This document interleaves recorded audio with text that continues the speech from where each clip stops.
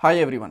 इस पार्ट में हम लोग रिएक्ट जेएस के 50 मोस्ट इंपॉर्टेंट इंटरव्यू क्वेश्चंस को डिस्कस करने वाले हैं। और ये वो बेसिक वाले क्वेश्चंस नहीं है कि रिएक्ट क्या है, ये फ्रेमवर्क है कि लाइब्रेरी है, रिएक्ट का यूज़ क्यों करते हैं, ऐसे बेसिक क्वेश्चंस नहीं है। ये एक्चुअल में काफ़ी एडवांस लेवल के क्वेश्चन है जो इंटरव्यूज़ में पूछे जाते हैं। और अगर आप इन 50 में से 35-40 क्वेश्चंस का आंसर भी सही दे पाओगे ना, तो भी आपको रिएक्ट की काफ़ी अच्छी नॉलेज है और रिएक्ट के किसी भी इंटरव्यू को बहुत ही आराम से आप क्रैक कर पाओगे। ऑलराइट। और इन क्वेश्चंस को थोड़ा इंटरेस्टिंग बनाने के लिए मैंने क्या करा है, हर क्वेश्चन के साथ 4 ऑप्शंस को ऐड कर दिया है ताकि आप खुद से भी इनके आंसर को गेस कर पाओ। उसके बाद में हम लोग इनके आंसर देखेंगे और उन आंसर को मैं एक्सप्लेन भी करूंगा कि इसका ऐसा आंसर क्यों है। और जो ये लिंक है इसको मैंने डिस्क्रिप्शन बॉक्स में भी डाल दिया है ताकि आप लोग खुद से भी इन क्वेश्चंस को आराम से बाद में चेक कर पाओ। ठीक है। सो पहले क्वेश्चन पे चलते हैं कि what is the primary motivation behind the introduction of React hooks. कि रिएक्ट हुक्स को जब इंट्रोड्यूस करा गया था तो उनका प्राइमरी मोटिवेशन क्या था, पर्पस क्या था। इसके 4 ऑप्शन हैं।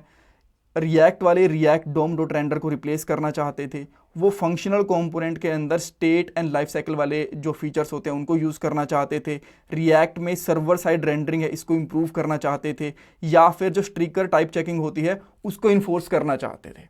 तो इसका आंसर है बेसिकली बी। एक बार चेक करते हैं, यहाँ पे आप देख सकते हो। सो बेसिकली क्या था कि जब पहली बार फंक्शनल कंपोनेंट रिएक्ट के अंदर इंट्रोड्यूस आए थे ना, हुए थे, तो उस टाइम पे उनके अंदर आप लोग स्टेट और लाइफ साइकिल मेथड्स को यूज़ नहीं कर पाते थे। देन क्या करा, रिएक्ट ने हुक्स को इंट्रोड्यूस करा और जो यूज स्टेट हुक है और यूज इफेक्ट हुक है उनकी हेल्प से आप लोग स्टेट और लाइफ साइकिल मेथड्स को भी फंक्शनल कंपोनेंट में यूज कर पाए। सो बेसिकली यहाँ पे हुक्स को इंट्रोड्यूस करने का जो प्राइमरी मोटिवेशन यही था ताकि हम लोग फंक्शनल कंपोनेंट के अंदर states and life cycle method को यूज कर पाए। अब नेक्स्ट क्वेश्चन पे चलते हैं। Which function is use to create root for React application in React 18 and later. देखो, जब हम लोग रिएक्ट को HTML का जो इंडेक्स वाला पेज होता है उससे बाइंड करते हैं तो उसके लिए कौन से फंक्शन को यूज करा जाता है रिएक्ट 18 एंड उसके बाद वाले वर्जन के अंदर। बिकॉज जो रिएक्ट 17 और उससे पहले वाले वर्जन थे ना, उनके अंदर कुछ और यूज करा जाता था। एक बार मैं यहाँ पे आके ना आपको main.jsx दिखाता हूँ। यहाँ पे एक फाइल में और ओपन करूंगा इंडेक्स वाली। सो यहाँ पे देखो, इसकी आईडी क्या है, रूट। और यहाँ पे इस रूट की हम लोग आईडी गेट करते हैं और इसको किसके साथ में बाइंड करते हैं, रिएक्ट के साथ में, क्रिएट रूट के साथ में, जो कि रिएक्ट डोम से निकल के आती है।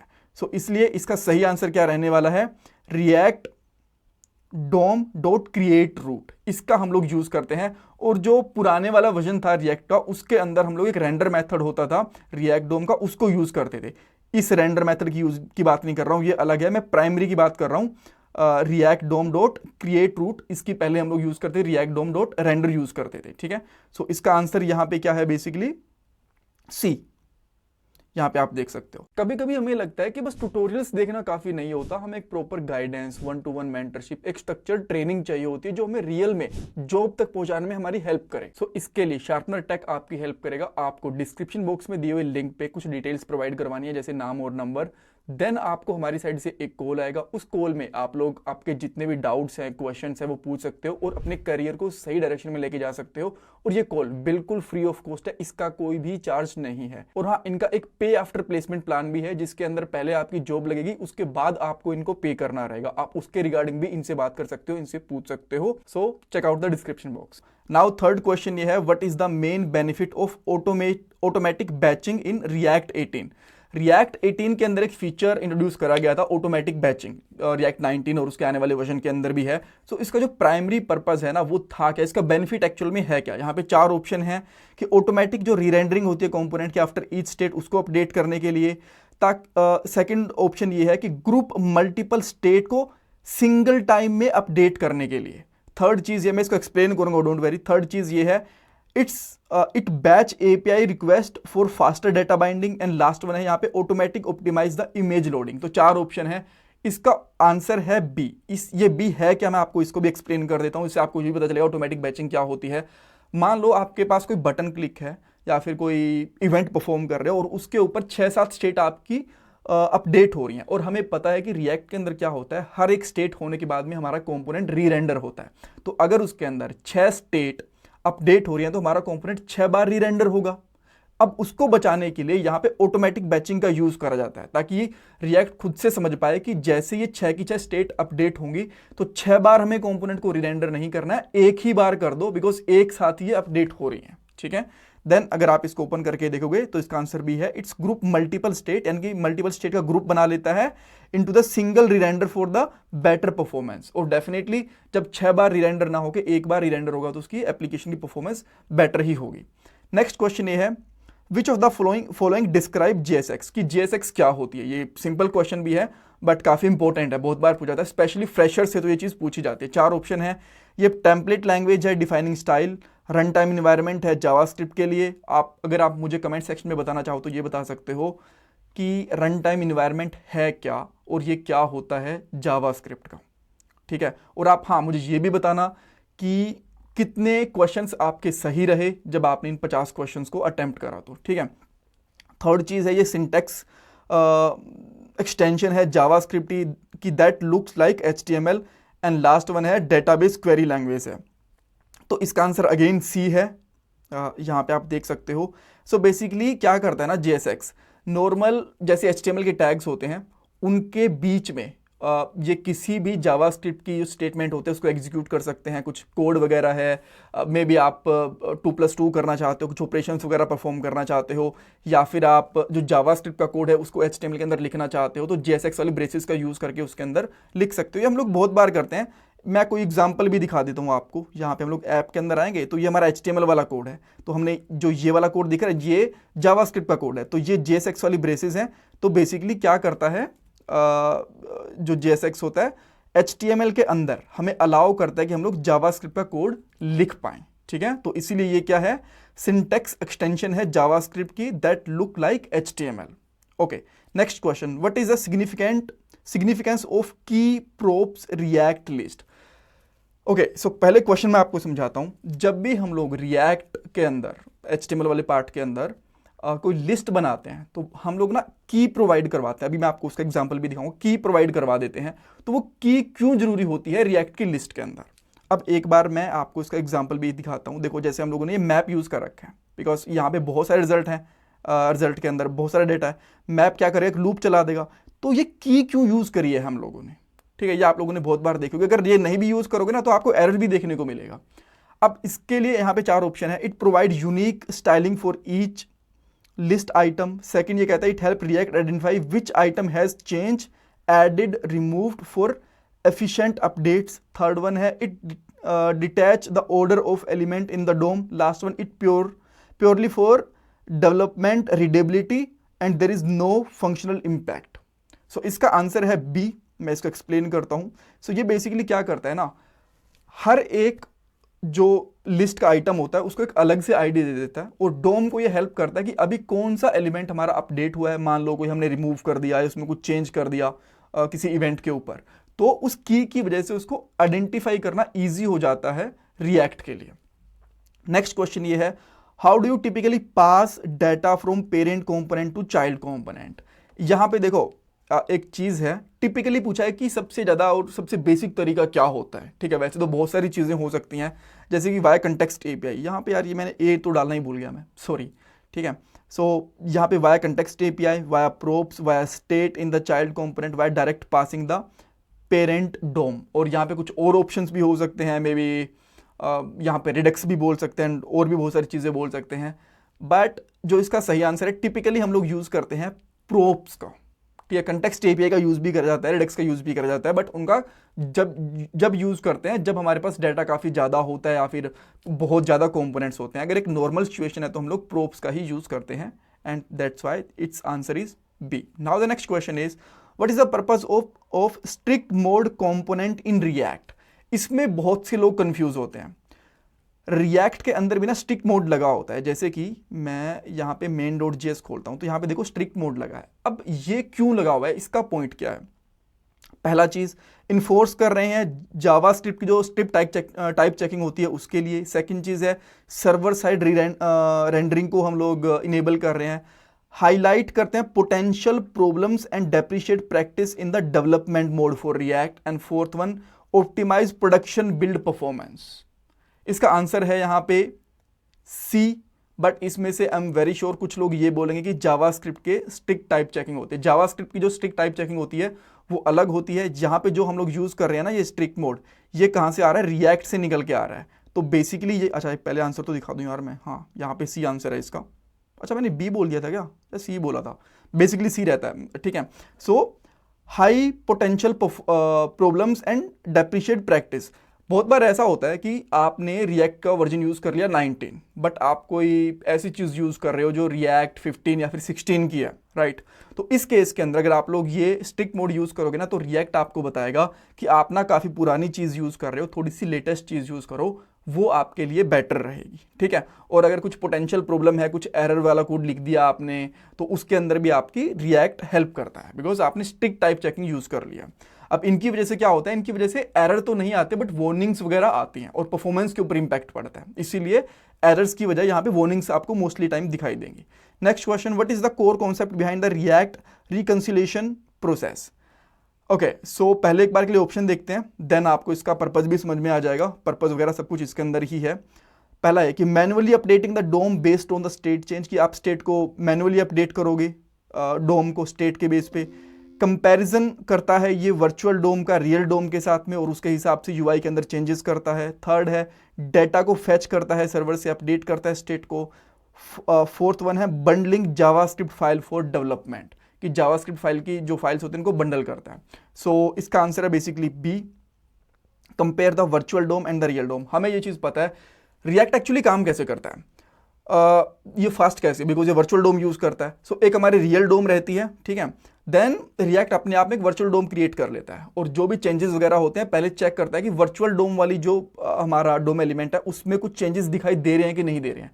अगर वो दिखाई दे रहे होते हैं चेंजेस तो उनको एक्चुअल डोम में पुश करता है, नहीं तो उनको नहीं पुश करता अगर कोई एक्चुअल में चेंज नहीं है तो। और इसी वजह से वर्चुअल डोम थोड़ा लाइट वेट होता है और थोड़ी ये आपके वेब एप्लीकेशन फास्ट काम करती है बेसिकली, ठीक है। सो इसी वजह से जो रिकंसिलिएशन होता है ये वर्चुअल डोम और जो रियल डोम है उसके डाटा को कंपेयर करता है, चेक करता है कि कुछ चेंजेस हैं क्या, अगर कुछ चेंजेस हैं तो उनको अपडेट कर देगा यूआई पे। Cool, okay.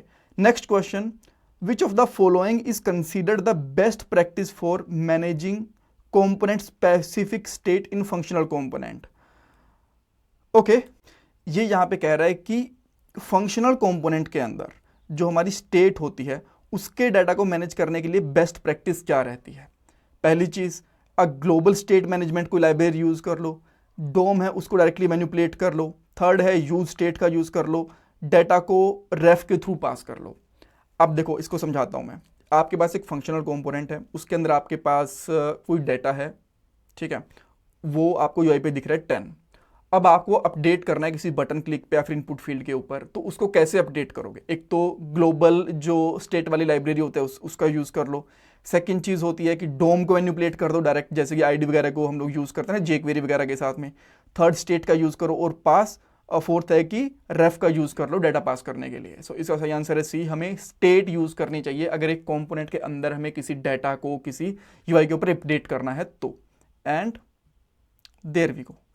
Okay, 10th, what is the benefit of integrating TypeScript with the React project. अब बहुत से लोग बोलते हैं कि टाइपस्क्रिप्ट यूज़ कर लो, तो इसका बेनिफिट क्या होता है। वैसे तो मैंने रिएक्ट की अलग से सीरीज, टाइपस्क्रिप्ट की अलग से सीरीज बना रखी है, वहाँ पे काफ़ी डिटेल में बताया, बट स्टिल मैं यहाँ पे आपको बताऊंगा। पहले 4 ऑप्शंस देख लेते हैं। Faster compilation time, better development, tooling, type safety, reduce run time error, third है automatic performance optimization, fourth one है इनेबल डायरेक्ट डेटाबेस एक्सेस। तो इसका आंसर है यहाँ पे बी। टाइप स्क्रिप्ट क्या करता है ना, वेरिएबल्स, फंक्शंस, कंपोनेंट, हर किसी का डाटा टाइप बना देता है, और जब आप लोग वहाँ पे कुछ भी टाइप करना शुरू करते हो वो आपको तभी बता देता है कंपाइलेशन टाइम के ऊपर ही कि भाई देखो यहाँ पे गलत डाटा डाल रहे हो, आपको यहाँ पे नंबर नहीं डालना चाहिए, यहाँ पे एरे डालना चाहिए या फिर स्ट्रिंग डालनी चाहिए उसके हिसाब से, और तभी आपके एरर्स का पता चल जाता है। आपको रन करने से पहले ही एरर्स का पता चल जाएगा। तो इसीलिए डेवलपमेंट के लिए बेटर रहता है, टाइप सेफ्टी रहती है, और हमारा रन टाइम एरर्स होते हैं वो भी रिड्यूस होते हैं। कूल, आंसर तो देखा ही नहीं हमने, बी यहाँ पे आप देख सकते हो। अच्छा, when does use effect hook with an empty dependency array run. अच्छा, ये कह रहा है कि अगर हम लोग यूज इफेक्ट के अंदर ना जो डिपेंडेंसी पास करते हैं वो एम्प्टी एरे की पास कर देंगे तो उससे वो किस तरीके से बिहेव करेगा, कैसे वो रिएक्ट करेगा। पहली चीज, वो हर बार रीरेंडर होगा। सेकंड चीज कहते हैं वो बस एक बार रीरेंडर होगा और जब डाटा आपका क्लीन अप होगा तब वो रीरेंडर होगा, राइट, कि जैसे आपका कंपोनेंट लोड हुआ बस वो एक ही बार रेंडर हुआ उसके बाद नहीं हुआ। या फिर ये कह रहा है कि जैसे ही कोई भी स्टेट या फिर प्रोप्स चेंज होगा तब रेंडर होगा, या फिर आपका जो कंपोनेंट है उसके माउंट होने से पहले रेंडर होगा। ठीक है, सो देखो अगर मैं आपको एग्जांपल दिखाऊं, बिकॉज काफ़ी इंपॉर्टेंट चीज़ है, लेट मी सी अगर कुछ एग्जांपल है तो यूज इफेक्ट का।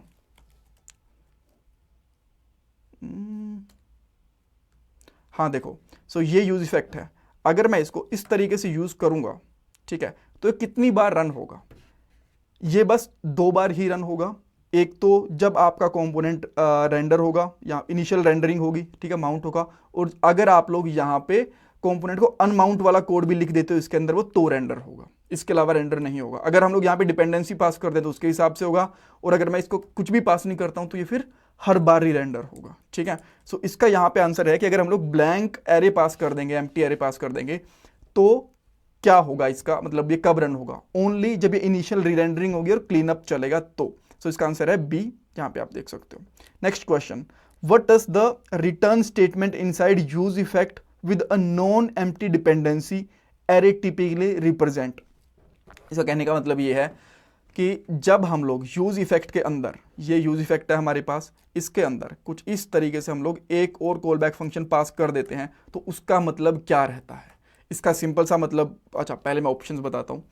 पहला ऑप्शन ये है, द नेक्स्ट स्टेट वैल्यू को गेट करने के लिए क्लीन अप करता है फंक्शन को यूज इफेक्ट के साथ, JSX एलिमेंट को रेंडर करने के लिए, प्रोमिस को रिजॉल्व करने के लिए। सो इसका आंसर है यहाँ पे बी, ये अनमाउंटिंग के लिए यूज होता है। जो भी आपका डाटा आप लोग क्लीन करना चाहते हो, यहाँ पे किसी वेरिएबल का data, may be set time out का, सेट इंटरवल का डाटा यहाँ पे क्लीन करना चाहते हो तो वो कर सकते हो। ठीक है, और यहाँ पे इसका आंसर देख भी पाओगे, B, clean up function for effect. Okay, 13 question, which hook designed for managing complex state logic that involves multiple sub values और when the next state depend on the previous one?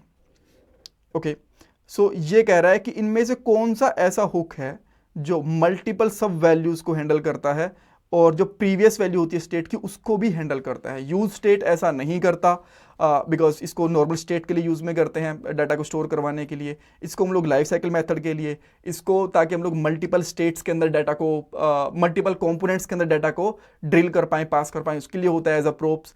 Then last one है यहाँ पे use reducer, ये use करा जाता है अगर आपको मल्टीपल सब वैल्यूज को यूज करना होता है, प्रीवियस वैल्यू के साथ में कंपैरिजन वगैरह की भी करना होता है, तो the answer is use reducer. Which of the primary use case of use ref? Okay, so यार मैंने यहाँ पे एक आंसर मैंने दिया ही नहीं है यहाँ पे, मे बी देखते हैं। अच्छा, पहला आंसर क्या है? टू मैनेज कंपोनेंट स्टेट, नहीं। सेकेंड चीज, टू परफॉर्म साइड इफेक्ट्स, नहीं। To subscribe the external storage, नहीं। तो मुझे लगता है जो आंसर है ना वो बी ही है, इन तीनों में कुछ दिया ही नहीं है मैंने। Directly access the DOM element और persist mutable value across the render without causing rerendering. जी हाँ, अगर आपको आपके रिएक्ट की एप्लीकेशन के अंदर डायरेक्टली डोम को मैनिपुलेट करना है तो आप लोग रेफ का यूज करते हो। अगर आप लोग डायरेक्टली मैनिपुलेट नहीं करना चाहते तो स्टेट का यूज कर सकते हो डाटा को अपडेट करने के लिए। ठीक है, सो इसका आंसर है डायरेक्टली डोम के एलिमेंट को अपडेट करने के लिए इसका यूज करते हैं, और इस केस के अंदर री-रेंडरिंग भी नहीं होती। Next question, when would you typically use callback? Use callback को हम लोग कब यूज करते हैं? पहला, to prevent a function from being called, एक फंक्शन है उसको कॉल नहीं करना चाहते तब। Memorize the computed value is expensive to calculate, कि किसी ऐसी वैल्यू को आप लोग कैलकुलेट करना चाहते हो जो काफ़ी टाइम लेती है, बस उसको याद कर लो ताकि कंपोनेंट अगर बार बार रीरेंडर भी हो तो बार बार कॉल ना हो। थर्ड चीज़ है to memorize a function definition to prevent unnecessary recalls often when passing callback to optimize child component. ये कह रहा है कि एक फंक्शन को मेमोराइज करने के लिए करते हैं ताकि वो बार बार रिक्रिएट ना हो जब हम लोग इसको चाइल्ड वगैरह में भी पास करते हैं तब भी, या फिर कंपोनेंट को कॉल करते हैं तब भी। एंड लास्ट है to replace a class component. इसका आंसर है सी। देखो, यूज कॉल बैक का हम लोग तब यूज करते हैं जब आपके पास कोई फंक्शन है और वो फंक्शन, उस फंक्शन के अंदर बहुत सारा कोड लिखा हुआ है और आप नहीं चाहते कि ये बार बार क्रिएट होता रहे, बार बार कॉल होता रहे, तो एक बार कॉल करके रखना चाहते हो तो आप लोग यूज कॉल बैक के अंदर इसको रख सकते हो। ठीक है, and the answer is here C. अब यूज मेमो का क्या फंक्शन होता है, क्या यूज होता है? मेमो का भी कॉल बैक जैसे ही होता है, बट जो कॉल बैक होता है ना, यूज कॉल बैक होता है वो फंक्शन के ऊपर अप्लाई कर जाता है ताकि फंक्शन बार बार रिकॉल ना हो। और जो यूज मेमो होता है वो एक वैल्यू के ऊपर करा जाता है ताकि वो वैल्यू बार बार कैलकुलेट ना हो, बिकॉज उसके अंदर काफ़ी बहुत बड़ा एरे वगैरह का, ऑब्जेक्ट वगैरह का डाटा हो सकता है। सो यहाँ पे बेसिकली क्या आएगा, memorize a function, so it's not call, memorize a computed value. हाँ, कंप्यूटेड वैल्यू के लिए आएगा, इसका आंसर बी आना चाहिए। ठीक है, memorize a computed value, prevent expensive recalculation unless the dependency change. एक बहुत बड़ा एरे है, ठीक है, मे बी उसके अंदर 50-60 लोगों का डाटा रखा हुआ है आपके कंपोनेंट में। एक बटन के क्लिक के ऊपर आपके पास आपकी जो स्टेट है वो चेंज हो रही है। जैसे स्टेट चेंज हुई, आपका कंपोनेंट री रेंडर हो गया। अब जैसे आपका कंपोनेंट री रेंडर होगा, उस जो एरे के अंदर 50-60 लोगों का डाटा था वो भी तो री रेंडर होगा, रिकैलकुलेट होगा। तो उसको बचाने के लिए हम लोग क्या कर सकते हैं, यूज मेमो के अंदर उस एरे को रख लेंगे ताकि जैसे आपका फिर से कोई कंपोनेंट बार बार री रेंडर वगैरह हो तो उसके ऊपर कोई भी इंपैक्ट ना पड़े। ठीक है। हाँ, वैसे एक चीज़ मैं आपको बताता हूँ, यूज़ मेमो और जो यूज़ कॉल बैक है, इनका हुक रिएक्ट 19 के अंदर बहुत ज़्यादा करने की जरूरत पड़ेगी नहीं, बिकॉज रिएक्ट ऑटोमेटिकली इन चीज़ों को हैंडल कर लेता है। ओके, नेक्स्ट चीज़, which new hook introduce in React to use generate unique ID for related elements on the both client and server side.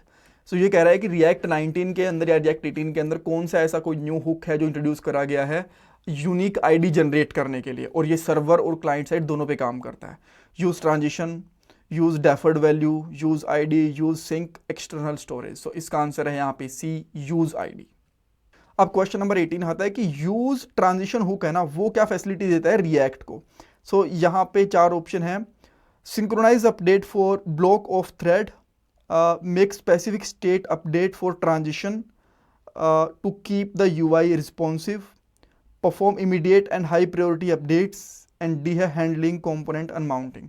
देखो, यू ट्रांजिशन बेसिकली क्या करता है ना, आपकी यूआई है उसको छेड़ेगा नहीं, उसको काम करने देगा। मान लो आपकी कोई स्टेट है, उसको अपडेट करना है, तो बाकी सब अपना पर्टिकुलर काम करते रहेंगी, अलग से आके एक स्टेट को चुपचाप से अपडेट कर देगा ताकि आपकी यूआई के ऊपर कोई भी इंपैक्ट ना पड़े, बिकॉज वो अर्जेंट अपडेट नहीं है। अगर अर्जेंट अपडेट है तो उसके लिए आपको यूज जो ट्रांजिशन है उसका यूज नहीं करना चाहिए। ठीक है, the answer is B, making specified state update transition non urgent to keep the UI responsive. Okay, then use deferred value hook is similar to the use transition but for the what purpose. देखो, जो use deferred होता है और जो use transition होते हैं, इन दोनों के बीच में क्या सिमिलैरिटी होती है। ठीक है, now to defer the state update in the UI queue, to defer update a value until more urgent update is completed, improving the responsiveness. Third one है to deferred component unmounting. Fourth one है to deferred the props passing. इसका answer है यहाँ पे B. दोनों ही method क्या करेंगे ना, अगर आपके कंपोनेंट को रीरेंडर करना है, राइट, बट उससे पहले कोई और इंपॉर्टेंट ऑपरेशन चल रहा है तो उसको रीरेंडर के को रोक देगा थोड़ी देर के लिए, ठीक है, ताकि जो इंपॉर्टेंट ऑपरेशन है वो पहले परफॉर्म हो जाए, देन इसके बाद में इसका जो ये रीरेंडर वाली चीज है जो इंपॉर्टेंट नहीं है उसको कर देगा। तो डेफर्ड कर देगा अपडेट को value until more urgent update is completed. ठीक है, सो इसका आंसर हम लोग यहां पे देखते हैं बी, परफेक्ट। अब क्वेश्चन आता है 20, what is the role of use sync external storage in React.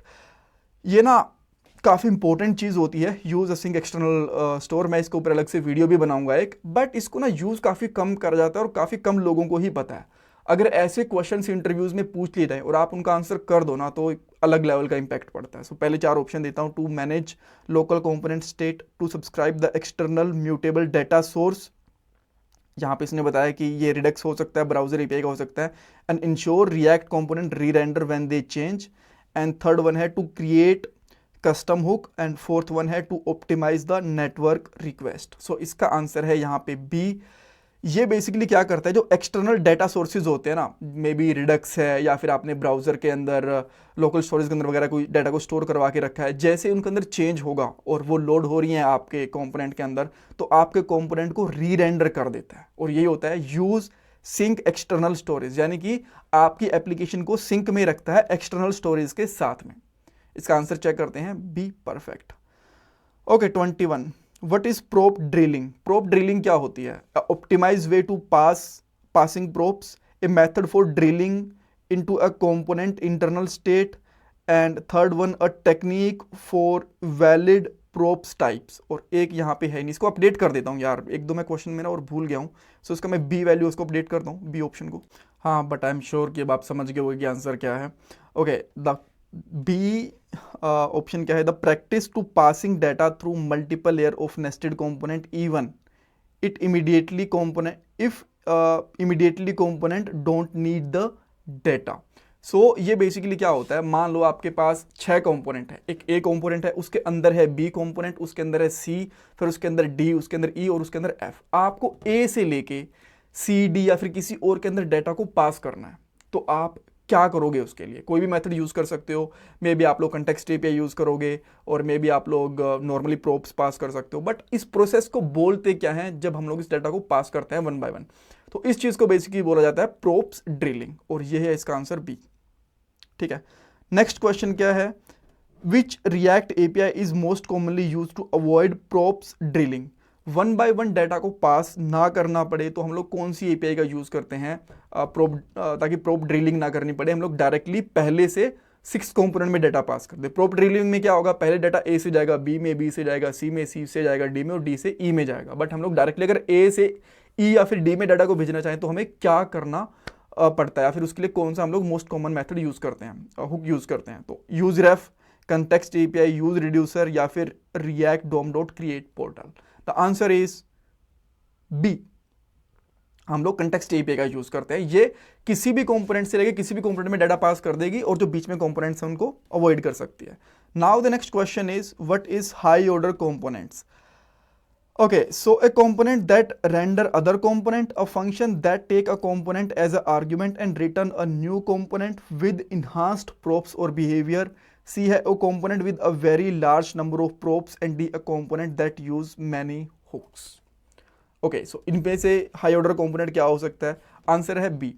ये एक ऐसा फंक्शन होता है जो एक कंपोनेंट को एज अ आर्ग्यूमेंट यानी कि एज अ पैरामीटर लेता है, देन रिटर्न भी एक कंपोनेंट ही करेगा बट उसके अंदर कुछ इन्हांसमेंट कर देगा, कुछ बेटर चीज़ें कर देगा, उसकी कुछ प्रॉपर्टीज़ को चेंज कर देगा। ठीक है, बिकॉज हमें उसकी ज़रूरत है। Then answer is there. But एक चीज़ अगेन, हम लोग रिएक्ट 19 के अंदर भी हाई ऑर्डर कंपोनेंट्स को ज़्यादा यूज़ करते नहीं हैं। ठीक है, नाउ क्वेश्चन नंबर 14 पे चलते हैं कि what is the primary benefit of React memo to prevent a component from ever rendering, to prevent unnecessary re-rendering, blah blah blah, to force a re-rendering, to manage the global state। okay, so react.memo एक component को pure रखने के लिए करा जाता है और basically जो unnecessary re-renderings होती है ना उनसे प्रिवेंट करता है आपके component को। so इसका आंसर आएगा यहाँ पे B. Next question, what is the purpose of React dot fragment? ये बेसिकली बहुत ही बेसिक क्वेश्चन है बट बहुत बार पूछा भी जाता है, तो इसको हम लोग कवर कर लेते हैं। To create a new React component, to group multiple element without adding an extra node in the DOM, conditional rendering elements, to enable current node. एक बार मैं आपको इसका एग्जाम्पल दिखाता हूँ, देन आप इसको और बेटर तरीके से समझ पाओगे। लेट मी सी, अगर मैं यहाँ पे रिसेंट सर्च के अंदर दिखा पाऊँ तो आपको। सो जो एम्प्टी ब्रेसेस है ना, ये होती है हमारी फ्रेगमेंट बेसिकली। तो अगर आप लोग चाहते तो यहाँ पे एक डिव भी लगा सकते थे। ठीक है, यहाँ पे डिव लगा दिया और यहाँ पे इसको क्लोज कर दिया, बट अब क्या हुआ, एक एक्स्ट्रा डिव आ गया हमारे पास, राइट। तो अगर आप इस डिव को यूज़ नहीं करना चाहते ताकि एक एक्स्ट्रा नोड क्रिएट ना हो, तो आप लोग इस तरीके से एम्प्टी ब्रेसेस को यूज़ कर सकते हो। नाउ अब आप बोलोगे यार एक डिव से कितना ही फर्क पड़ जाएगा। जब आप लोग बड़े बड़े कंपोनेंट्स बनाते हो ना, बड़े बड़े प्रोजेक्ट्स बनाते हो, तो मे बी आपके 1000 कंपोनेंट्स यूज़ हो रहे हो, या फिर एक कंपोनेंट है वो एक लिस्ट के अंदर यूज़ हो रहा हो बार बार, तो वही डिव कितनी बार आ जाएगा। तो एक्स्ट्रा डिव को जितना हो पाए, एक्स्ट्रा एलिमेंट्स होते हैं जितना हो पाए उनको हटाना चाहिए। तो इसीलिए हम लोग यहाँ पे रिएक्ट फ्रेगमेंट यूज़ कर सकते हैं। और इसका आंसर ये क्या है, to group multiple element without adding a extra node to the DOM. Question number 26. Which concept allow React to pause rendering and yield control to the browser, making the UI more responsive during heavy calculations? इसका कहने का simple सा मतलब ये है कि ऐसा React में कौन सा कॉन्सेप्ट होता है जो React की जो री-रेंडरिंग होता है उसको एक बार के लिए पॉज कर ले, और जब हमारे पास, और UI को थोड़ा सा रिस्पॉन्सिव रखे जब हमारे पास हैवी कैलकुलेशंस हो रही होती हैं, हैवी कंप्यूटेशंस हो रही होती हैं। 4 ऑप्शंस हैं, सिंक्रोनस रेंडरिंग, कॉन्करेंट री-रेंडरिंग, जिसको आप लोग कॉन्करेंट मोड भी कह सकते हो, बैचिंग, या फिर सर्वर साइड रेंडरिंग। तो इसका आंसर है यहाँ पे भी। इसके अंदर बेसिकली क्या कर सकते हो ना, अगर आपका यूआई मल्टीपल टाइम अपडेट हो रहा है और कैलकुलेशन काफ़ी हैवी हो रही है, ताकि आपका यूआई प्रॉपरली सिंक में रहे, तो आप थोड़ी देर के लिए इनको पॉज कर सकते हो और इनको एक साथ री-रेंडर कर सकते हो। जितनी भी आपकी यूआई के ऊपर री-रेंडरिंग पेंडिंग है उनको पॉज करने के बाद में, ठीक है। देन इसका आंसर आने वाला है यहाँ पे B, concurrent re-rendering. Okay, now question number 27 की रिएक्ट सर्वर कंपोनेंट क्या होते हैं। पहला कंपोनेंट ये है कि ये सर्वर साइड में रेंडर होते हैं, और जो HTML वाला कंपोनेंट होता है। नाउ क्वेश्चन नंबर 27 की रिएक्ट सर्वर कंपोनेंट्स क्या होते हैं। सो ए ऑप्शन है यहाँ पे, ये ऐसे कंपोनेंट्स होते हैं जो सर्वर के ऊपर ही रेंडर होते हैं और वो प्योर HTML सेंड करते हैं क्लाइंट को। बी ऑप्शन, ये अलाउ करते हैं डेवलपर्स को build UI to span across the server and client और enable fetching data and reducing client side JavaScript. And third यहाँ पे है component that run exclusively on web workers. And fourth one है यहाँ पे depreciate components for legacy application. So इसका answer है basically B. May be आप में से कुछ लोग ए सोच रहे होंगे कि जो जितना भी कोड है वो सर्वर के ऊपर एग्जीक्यूट हो जाएगा, then pure HTML client side के ऊपर आ जाएगा। देखो यहाँ पे क्या होता है ना, बेसिकली सिंक में रहते हैं आपके सर्वर वाला और क्लाइंट वाला डाटा यूआई को बिल्ड करने के लिए। जो आपकी यूआई है वो सर्वर साइड पे रेडी होके आ जाती है, बट जो डाटा फेचिंग वगैरह होती है वो क्लाइंट साइड के ऊपर ही आके होती है, ठीक है। ओके, सो इसका आंसर हम लोग यहाँ पे देख सकते हैं B. Okay, question number 28, how do React server functions relate to the React server component. They are client side counterpart of RSC। Second है यहाँ पे, they are function that run on the server and can call from the client side code, often use for data mutation. Third one, they are internal React core functionalities. And fourth one, they define the styling for RSC यानी कि react server component. So इसका answer again यहाँ पे B है। ये basically server के ऊपर run करते हैं, बट इनको आप लोग क्लाइंट साइड से भी कॉल कर सकते हो डाटा वगैरह को चेंज करने के लिए। डाटा म्यूटेशन का मतलब होता है डाटा को चेंज करना। Okay, 29, what is the primary benefit of code splitting and lazy loading in the React? So बहुत ही बेसिक क्वेश्चन है। देखो चार ऑप्शंस मैं फिर भी बताऊंगा यहाँ पे। Reduce development time, improve initial load performance, loading only necessary code on demand, enhance security, D simplify component testing. The answer is B, code splitting lazy loading. Basically हम लोग जो इनिशियल लोड होता है ना आपके कंपोनेंट का, उसको manage करने के लिए यूज़ में करते हैं, ताकि जो इनिशियल लोडिंग है आपके वेब पेज की वो जल्दी हो जाए। जिस डाटा की जब जरूरत होगी तभी उसको फैच करेंगे, ऑन लोड के ऊपर फैच नहीं करेंगे। Okay, 30, which React feature typically works with the React lazy to provide a fallback UI which dynamically improve component loading. देखो जब आप लोग ना लेजी लोडिंग, कोड स्प्लिटिंग वगैरह यूज़ करते, जो हमने ऊपर वाले क्वेश्चन में डिस्कस करा, तो उसके साथ हमें कुछ यूज़ करना पड़ता है इन चारों में से कंपोनेंट, ताकि यूआई के ऊपर में कुछ तो विजिबल हो कि कुछ ना कुछ प्रोसेसिंग वगैरह हो रही है। तो रिएक्ट फ्रेगमेंट यूज़ करते हैं, रिएक्ट सस्पेंशन, मेमो, या फिर क्रिएट पोर्टल। द आंसर है यहाँ पे बी, रिएक्ट सस्पेंस यूज़ करते हैं। देखो मान लो आपने एक पेज के ऊपर लेजी लोडिंग अप्लाई कर दी। नाउ एक बटन के क्लिक के ऊपर, बिकॉज सारा डाटा एक साथ तो लोड हुआ नहीं, कुछ डाटा था जो बटन के क्लिक के ऊपर आना था। जब उस बटन पे क्लिक करा तो अब डाटा को टाइम लगेगा लोड होने में, बिकॉज वो पहले से हमारे पास डाटा है नहीं। तो जब उस पर क्लिक करा और उस डाटा को 3-4 सेकंड आने में लगे, तो तब कुछ तो हमें यूआई पे दिखाना पड़ेगा ना, लोडिंग, लोडर वगैरह कुछ तो, अदरवाइज ऐसा लगेगा कि कुछ हो ही नहीं रहा। तो वहाँ पे कुछ टाइम के लिए कुछ टेम्परेरी दिखाना, जैसे कि लोडिंग या लोडर वगैरह, तब हम लोग यूज़ करते हैं सस्पेंस। तो रिएक्ट डॉट सस्पेंस का यूज़ करा जाता है। And here is the answer. 31, इनमें से कौन सी ऐसी प्रैक्टिस है जो रिएक्ट प्रोजेक्ट के लिए अच्छी मानी जाती है। Keeping all components in the single file, बिल्कुल भी नहीं। सेकंड चीज़ यहाँ पे है ग्रुप फाइल बाय फीचर और डोमेन रेदर देन टाइप, जैसे कि all components in a folder और all hooks in the another folder. और थर्ड चीज़ है यहाँ पे avoid the use of a SRC directory. And fourth one, using only inline style for all component. So इसका answer है यहाँ पे बी। जब हम लोग फाइल्स वगैरह को ग्रुप करते हैं ना, किसी फोल्डर वगैरह के अंदर रखते हैं, तो हमें उसके डोमेन के हिसाब से रखनी चाहिए, ना कि एक फाइल के अंदर सारे के सारे कंपोनेंट रख दो, एक फाइल के अंदर सारे के सारे हुक्स वगैरह रख दो, ऐसे नहीं करना चाहिए। तो एग्जांपल देके बताता हूँ। मान लो आप एक ई-कॉमर्स वेबसाइट बना रहे हो, तो आप क्या कर सकते हो, एक फोल्डर बनाओगे जहाँ पे उसके हुक्स, उसके फंक्शंस, उसकी कॉमन चीज़ें एक फोल्डर में रहेंगी प्रोडक्ट के लिए, एक फोल्डर पे यहाँ पे रहेंगी सेलर के लिए, एक फोल्डर में रहेंगी सर्च के लिए, एक फोल्डर में रहेंगी ऑर्डर्स वगैरह के लिए, इस तरीके से। ठीक है, ऐसा नहीं करना कि हुक्स के लिए बस एक फोल्डर है और देन कंपोनेंट के लिए दूसरा फोल्डर है, कॉमन फाइल के लिए तीसरा फोल्डर है। नहीं, फीचर के हिसाब से आप लोगों को फोल्डर्स वगैरह बनाने चाहिए, फाइल्स को मैनेज करना चाहिए। ये एक सबसे सही प्रैक्टिस रहती है। The answer is be here. Which feature is not such useful in React 19? देखो, रिएक्ट 19 में कौन सा ऐसा फीचर है जो बहुत ज़्यादा यूजफुल नहीं है? Use memo, use call back, HOC, सारे ही ऐसे हैं जो बहुत ज़्यादा यूजफुल नहीं है। आप लोग यूज़ किसी को भी कर सकते हो बट बहुत ज़्यादा यूजफुल नहीं है। अब नेक्स्ट क्वेश्चन है, when dealing with the global data in React which library is often recommended for simplify state management and performance? Redux, React router, React hook form and Lodash. कि जब हम लोग एक ग्लोबल डाटा के साथ में deal कर रहे होते हैं, हमारे पूरे कंपोनेंट का, पूरे प्रोजेक्ट का डाटा एक जगह पे हमें रखना होता है, तो हमें क्या यूज़ करना चाहिए, कौन सी लाइब्रेरी रिकमेंडेड रहती है? यहाँ पे 4 चीज़ें। आंसर है ए, रिडक्स का हम लोग यूज़ कर सकते हैं। Here we go, right, because ये स्टेट मैनेजमेंट के लिए बेसिकली यूज़ होती है। जो रिएक्ट हुक्स है ये फॉर्म वगैरह को हैंडल करने में आते हैं। लो डैश ये बेसिकली ताकि एक बटन वगैरह, एक इवेंट बार बार कॉल ना हो, उसके लिए। रिएक्ट राउटर नेविगेशन वगैरह के लिए, पेजेस बनाने के लिए काम में आते हैं। तो रिडक्स यहाँ पे आंसर रहेगा।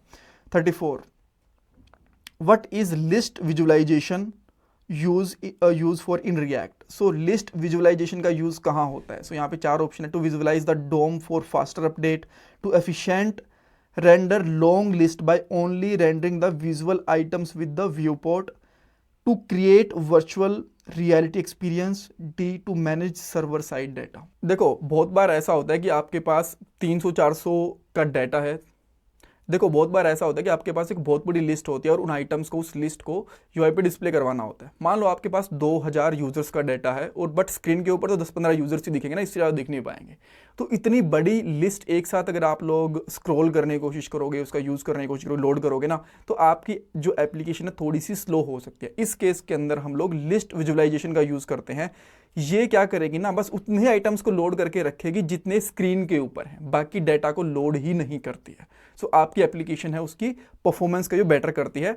सो to efficient rendering long list of only rendered the visible items within the viewport, यानी कि जो दिख रहे हैं बस उन्हीं को रेंडर करेगी, बाकी को नहीं करेगी।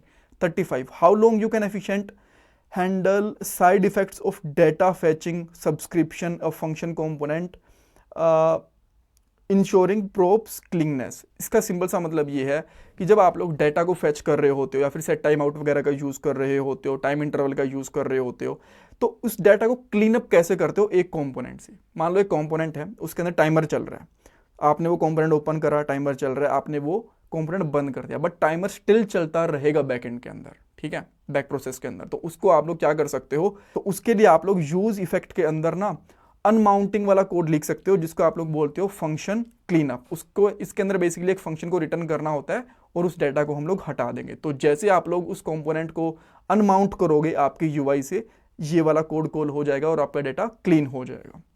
सो 36, what does unidirectional data flow implies in React application?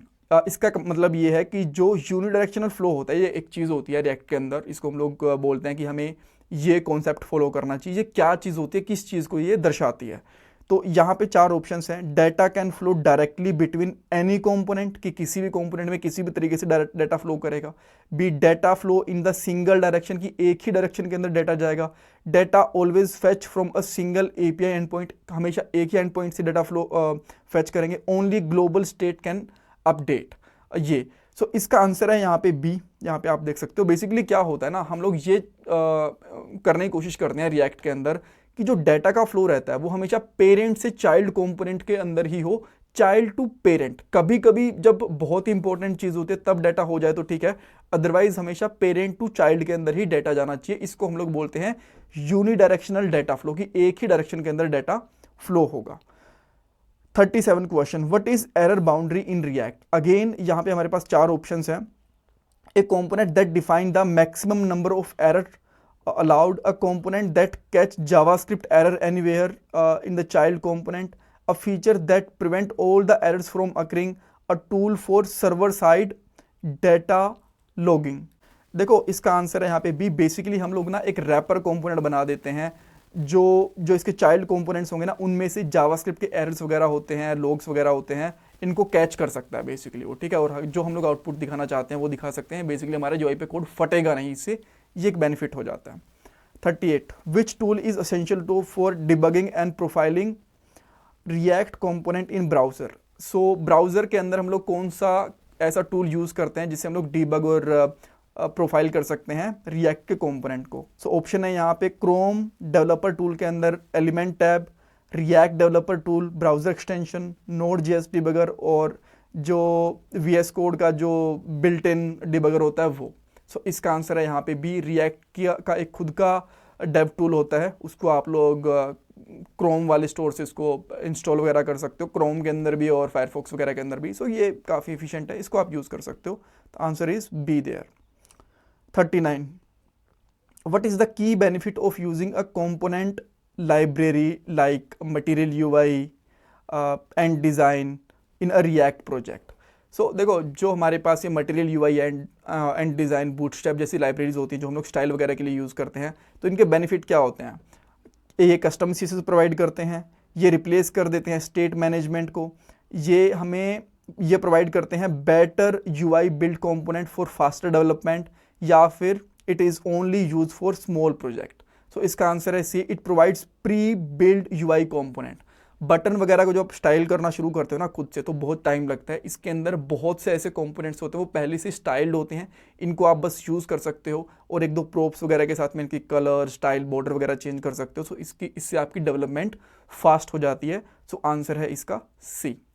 Question number 40 what is the common best practice regarding use state object and array. जब आप लोग यूज स्टेट के साथ में ऑब्जेक्ट एरे यूज करते हो तो क्या एक बेस्ट प्रैक्टिस रहती है? Always create a new object array when updating the state, directly mutate the object array, pass only primitive values to the use state, avoid array and objects in the state.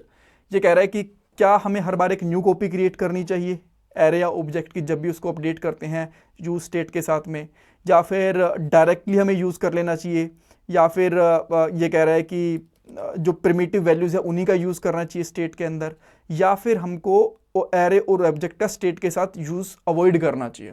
तो इसका answer है ए। जब भी आप लोग array या object की किसी की को अपडेट करते हो ना, तो बहुत बार ऐसा होता है कि यूआई के ऊपर वो चेंजेस दिखते नहीं, तो आपको हमेशा एक न्यू कॉपी बनानी होती है एरे और ऑब्जेक्ट के केस में।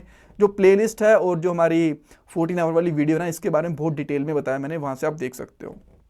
Now 41 which popular framework build in React focus heavily server side rendering and static side generation. की ऐसा कौन सा फ्रेमवर्क है जो रिएक्ट के साथ में सर्वर साइड रेंडरिंग और स्टैटिक साइड जनरेशन के लिए बनाया गया है? एंगुलर, नेक्स्ट, व्यू या एक्सप्रेस? तो आंसर है यहाँ पे सी, नेक्स्ट जेएस। यहाँ पे आप देख सकते हो। विच of the following is true about props in React. ऐसी कौन सी स्टेटमेंट है जो प्रोप्स के बारे में सही है? ये रीड ओनली होते हैं, ये म्यूटेबल होते हैं। म्यूटेबल का मतलब होता है कि चेंज कर सकते हैं, चेंज तो नहीं कर सकते। सो बी तो यहाँ पे फॉल्स है। अगेन यहाँ पे सी आना चाहिए था। They can be change by the child component, नहीं, चाइल्ड कंपोनेंट से भी चेंज नहीं कर सकते। They are use for internal component data, no. So answer है यहाँ पे A, perfect. 44 which of the following is a common approach for managing global state in the large application behind the context API for more complex scenarios। इनमें से कौन सी ऐसी चीज़ है जिनको हम लोग स्टेट मैनेजमेंट के लिए, ग्लोबल डाटा के लिए यूज़ करते हैं कंटेक्स्ट API के अलावा? तो यूज स्टेट है, प्रोप्स डीलिंग है, लोकल स्टोरेज, या फिर डी है यहाँ पे रिडक्स और रिकॉइल। तो डेफिनेटली रिडक्स या रिकॉइल यूज़ कर सकते हैं। रिडक्स सबसे ज़्यादा यूज़ करी जाती है, रिकॉइल भी यूज़ कर सकते हो। ये रिएक्ट ने ही लाइब्रेरी बनाई है, आप चाहो तो इसका यूज़ भी कर सकते हो। सो डी इसका आंसर है। What is hydration in context of React server side rendering? So यहाँ पे चार option, the process where the React attach its event and re-render the server re-rendering HTML into the fully interactive application on client, the process of prefetching all the data before rendering, and C है यहाँ पे convert JSX to HTML, and D है यहाँ पे sending data from client to the server। So basically क्या करता है ना, सर्वर साइड के अंदर ही जितने भी आपके इवेंट हैंडलर वगैरह, लिसनिंग वगैरह होते हैं, उनको रेडी करके रखता है, देन ये क्लाइंट को भेज देता है। तो इसको हम लोग बोलते हैं बेसिकली हाइड्रेशन। सो इसका ए आंसर है। Okay, what is controlled component in React forms? A component whose data is handled by DOM, या फिर जिसका डाटा को डोम हैंडल करता है, जिसका डाटा स्टेट हैंडल करती है, जो a component that does not accept input user input, और D है a component re-render high order component. controlled component उनको बोला जाता है जो हम लोग react state के साथ में हैंडल करते हैं. 47. What is the difference between use effect and use layout effect? Okay, so यहाँ पे options देख लेते हैं. use effect run synchronously, use effect run asynchronously, use effect is depreciated, they are interchangeable, there is no difference, and D is use effect run after browser paint, use layout effect run synchronous before the browser paint. So answer है इसका D. Use effect होता है वो browser paint के बाद में चलता है, और जो यूज लेआउट इफेक्ट होता है ये बेसिकली सिंक में चलता है ब्राउजर पेंट के. Okay. 48. What is the closure in JavaScript? ये कहाँ से आ गया? ओके, सो क्वेश्चन यहाँ पे है, what is the following is a common way to style React component? So इनमें से कौन सा ऐसा तरीका है जिससे हम लोग रिएक्ट के कंपोनेंट को स्टाइल करते हैं? Inline, CSS modules, style all component. So इसका आंसर है यहाँ पे D, all of the above. यानी कि रिएक्ट के कंपोनेंट को स्टाइल करने के लिए हम लोग इनलाइन कंपोनेंट, CSS मॉडल और स्टाइल कंपोनेंट किसी का भी यूज कर सकते हैं. 49. How are event handled typically name in React? So जो इवेंट्स होते हैं वो कैसे डिफाइन करे जाते हैं? इसने 4 एग्जांपल दिए हैं. कैमल केस के अंदर ऑन क्लिक, इस तरीके से ऑन क्लिक बनाएंगे. ऑन क्लिक हमेशा सब सारे लेटर छोटे होंगे, या फिर आपको स्नैक केसेस यहाँ पे हाइफन्स वगैरह आएंगे, या फिर फर्स्ट लेटर भी कैपिटल होगा जिसको हम लोग पास्कल केस बोलते हैं. देखो इवेंट्स के लिए हम लोग हमेशा कैमल केस यूज करते हैं. ऑन आएगा, देन क्लिक का C capital, on change C capital, on blur उसका B कैपिटल. तो इसका आंसर है यहाँ पे A. What is the virtual DOM in React? Basic question है बट इंपॉर्टेंट रहता है फ्रेशर्स के लिए तो बहुत ज़्यादा. A real DOM that faster than the browser DOM, a lightweight copy of real DOM, keep in memory, a server-side rendering technique, a way to directly manipulate the DOM. तो इसका answer है यहाँ पे भी. ये जो मेन डोम होता है ना, रियल डोम होता है, उसकी लाइट वेट कॉपी होती है. ये चेक करती है पहले कि अपडेट करने से पहले यूआई में कि वर्चुअल डोम में और रियल डोम में कोई डिफरेंस है कि नहीं है. दोनों में से अगर कुछ डिफरेंस होता है तो ही वो रिएक्ट है वो यूआई के ऊपर अपडेट करेगा, अदरवाइज वो अपडेट नहीं करता यूआई पे. सो इसी वजह से रिएक्ट हमारी फास्ट भी होती है. Thank you so much. इसमें कुछ डाउट कन्फ्यूजन है मुझे कमेंट सेक्शन में पूछ सकते हो.